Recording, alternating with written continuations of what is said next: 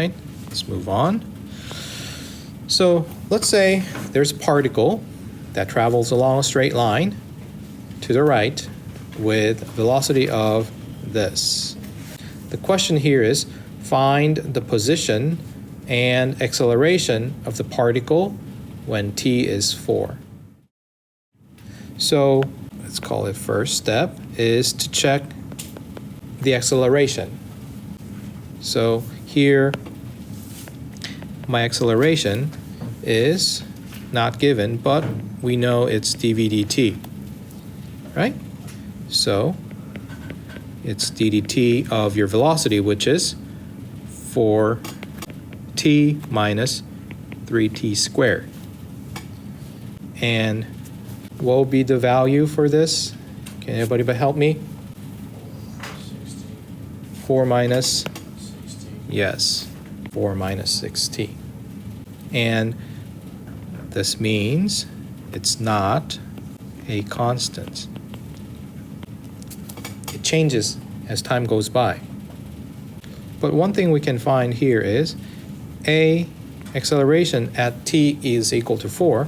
That's what we're looking for, right? Acceleration when time was 4. That's something we can find here, which is 4 minus 6 times 4, isn't it? All you have to do is just plug in that t is 4 into that equation. So this is going to be 24, so minus 20, and it's meter per second squared. So we find one stuff here.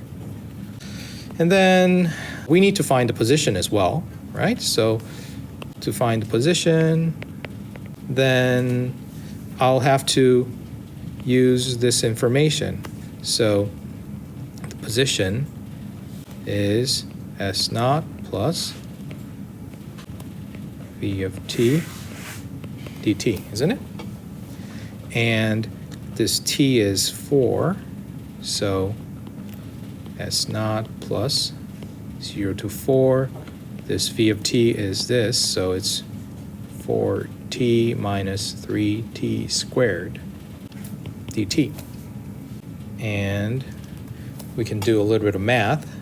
So S naught, the location at time is equal to 0. It's given to us here. It's 0, so it's 0 plus, I need to do this thing, right? So it's 2t squared minus, what was that? T cubed 4 and 0, right? When you are integrating this. So if you do a little bit of math, it would give us minus 32 meter. Okay, all right, so the numbers are obtained like this. But one thing that I also stress, after you solve whatever problem, I want you guys to visualize that.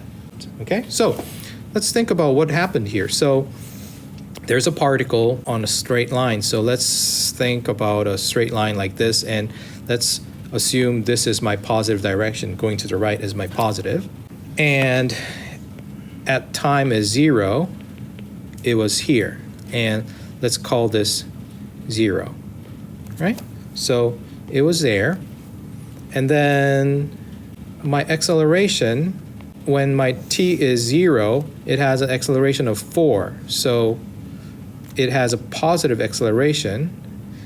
And as time goes by, this value is going to become smaller and smaller, and eventually it's going to be a negative value. At t equals 4, it has a minus 20 meter per second squared. So it tends to accelerate it in this direction, right? And the position is minus 32 at t equals 4. So at time is 4, your stuff is over there. And at this point, it has velocity like that because your acceleration is getting negative and negative and negative more. So somehow the particle moved like this. You just captured it at t equals 0, and you just captured it when t was at 4. Okay? This simple example I hope it kind of shows you how we can apply these to actually solve and get some numbers. Any questions up to this point?